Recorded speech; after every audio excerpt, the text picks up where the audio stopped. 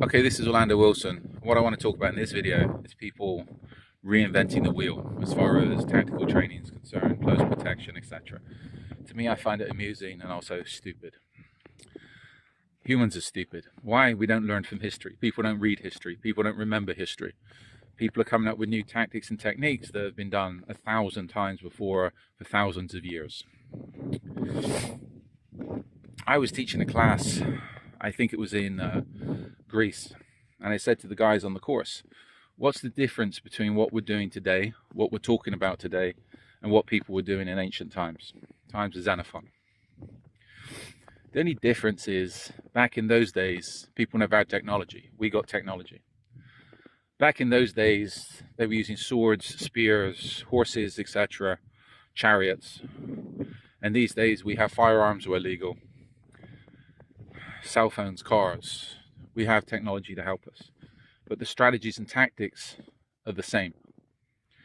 Now, people have needed security since people have been on this earth. The close protection business is classed as the second oldest profession, behind prostitution.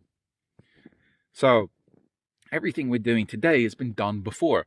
We just have technology. So we should be in a state of progression, but sadly we're in a state of regression. Why? Because people are stupid. The books are out there. I mentioned Xenophon's Anubis.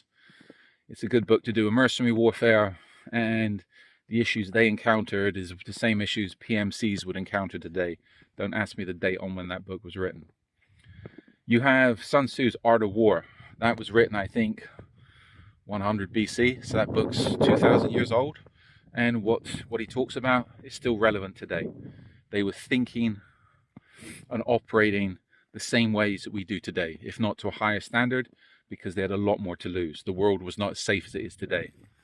Mamoto Mushi, the Book of Five Rings. Classic. Firearms have been around now for quite a few hundred years. So I think every way of holding a pistol, holding a rifle, has been encountered and developed. But people are still coming up with new schools of thought on how to do this, on how to do that, and whatever. It's BS. People are inventing things, reinventing things to try to make themselves look intelligent instead of building on what's already there. So this is why you end up with so much BS in the world today. Classic texts on firearms is Fairbairn and Sykes' Shoot to Live, and also Hugh Hector Grant, the Palestinian Police Training Manual. One point on that. In Hector Grant's book, the Palestinian Police Training Manual, in other texts of his, they were shooting with Webley revolvers during the Second World War, Webley 45.5s out to 300 yards.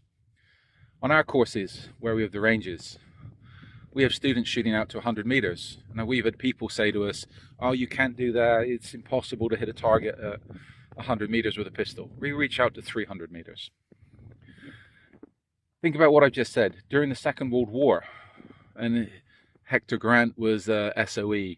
During the Second World War, with the old Webley 4.55 revolvers, they were practicing shooting out to 300 yards during the Second World War.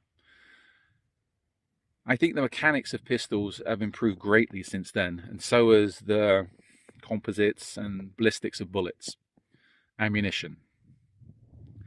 So if 80 years ago they were reaching out to 300 yards with a pistol, and those guys needed to, because when they were going ashore and raiding the Germans, generally with a couple of pistols and a bag of hand grenades, they needed to be able to reach out with their pistols to put suppressing fire down on any Germans that were chasing after them. So if they were doing that during the Second World War, shouldn't we be at a lot higher standard today? But sadly, most people have issues hitting targets with a pistol past 15 yards, 20 yards, etc. So again, humanity's in a state of regression. Just from pistol craft, I hope that's an example of how we're in a state of regression. If people were hitting out to, or practicing shooting targets at 300 yards during the Second World War, shouldn't we be out past that by now? But people have issues shooting at 25 meters. If we're talking about close combat, Again, people talk about martial arts. I think every way of hitting somebody in the head has been discovered. People have been doing it forever. But people are coming up with new theories, new ways of doing it, etc. Knife defense. Well, I think if we go back to ancient times where the main weapons were swords, spears, and knives, I think the guys back then were pretty more astute than we are these days on how to defend against a sword, spear, or a knife. But people are coming up with new knife defense techniques, which to me are complete BS. I was talking to somebody recently about close combat, and they're coming up with all this, talking this social media influencer bullshit. Sorry, I shouldn't swear. But I'm being very good because I'm not swearing as much as I should be. Coming up with all this BS. And I said to them, let's go back 100 years. Let's go back a few hundred years. Let's go back to the time of the classic time of the cavalry, right? Horse soldiers. What was their primary weapons, be it during the American Civil War, be it during the Napoleonic Wars, etc.? Generally, it was a saber and pistols, flintlock pistols. Or in time, the American Civil War, black powder revolvers, etc. So I think those guys were pretty clued up on close combat because their primary weapons were pistols and sabers. And that was how they went to war. So I think those guys back then would have discovered and done, literally done, a lot more, have a lot more experience of dealing with close combat than people would today. Another example, maritime boarding parties. In the times of the sailing ships, etc., the boarding parties were armed with sabers and pistols. So I think people back then were pretty clued up on close combat with blades and pistols.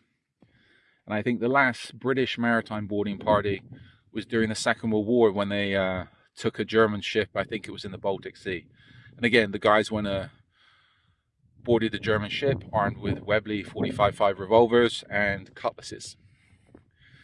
So when we think back, think about what I'm saying.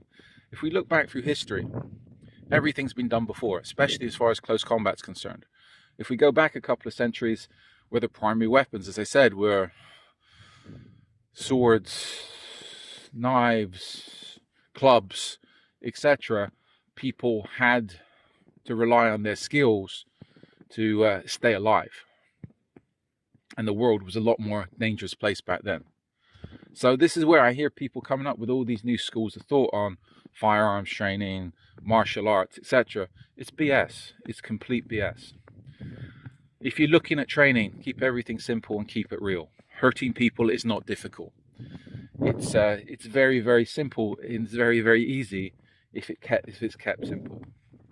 I'll just bash on one point here. One thing that makes me laugh these days, which is a new technique as far as firearms training concerned, and I find it absolutely stupid, are these people that's come out with the grip for the AR-15 where you hold on to the top of the foregrip. You have to hold on the top because the recoil, to control the recoil. Bitch, if you can't control the recoil of a .223 round from an M4, I understand if you're shooting fully auto, maybe. If you can't control the recoil of a .223 5.56 round, if you need to hold the top of your foreguard to control that gun, bitch, stick to competition shooting instead of the close protection world, because obviously you're too weak to be in the close protection world. Just my thoughts, just my theories, but it looks cool on social media, right? It's a new technique, it's a new tactic. Anyway, that's my opinion on a few things. I'm going to be throwing out more of these videos on social media, so follow us along for my opinions, my views on a few things.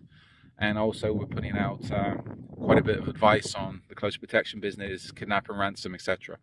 I've also got an array of books online on Amazon to do with the close protection business. So check my books out on Amazon, follow us on social media, check our blogs out for the articles. And if you have any relevant questions, feel free to reach out to me. But if they're not relevant, I won't get back to you. If they're relevant, I will get back to you. So be good, stay safe, stay out of trouble.